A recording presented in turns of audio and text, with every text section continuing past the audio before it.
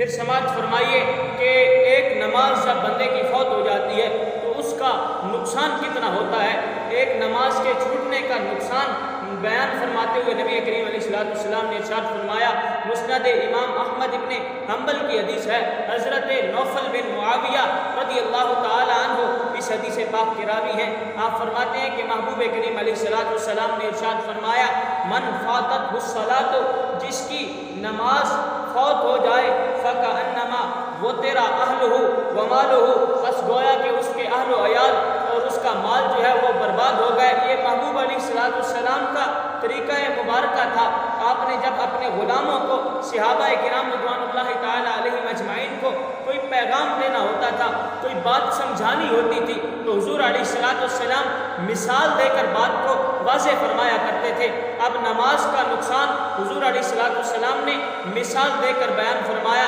کہ اے میرے غلاموں، ایک وہ بندہ جس کے اہل و عیال، ماں باپ، بیوی بچے، بہن بھائی سب کچھ برباد ہو جائے، سب کچھ لٹ جائے اور مال بھی اس کا سارا برباد ہو جائے، جمع پونجی، اس کا کاروبار سب کچھ جو ہے لٹ جائے، برباد ہو جائے، تو اب یہ بندہ جتنا سمجھے گا کہ میرا نقصان ہوا ہے، یا پھر زمانے والے اس بندے کے لحاظ سے جتنا سمجھیں گے کہ اس شخص کا نقصان ہوا ہے، حضور علیہ السلام نے ارشاد فرمایا، اے میرے غلاموں، جب بندے کی ایک نماز فوت ہو جاتی ہے تو اس بندے کا اتنا ہی نقصان ہوتا ہے۔ تو احباب ذوالفقار، آج ہم اتنے بڑے نقصان سے بالکل بے خبر اور غافل جو ہے ہو کے اپنی نفسانی خواہشات کے پیچھے دوڑے جا رہے ہیں، ہمیں پتہ ہی نہیں کہ ہمارا ایک نماز چھوٹنے کی وجہ سے کتنا بڑا جو ہے وہ نقصان ہو رہا ہے اور کتنا بڑا ہم خسارے کا سودا کر رہے ہیں۔ چھوٹی چھوٹی باتوں کے پیچھے،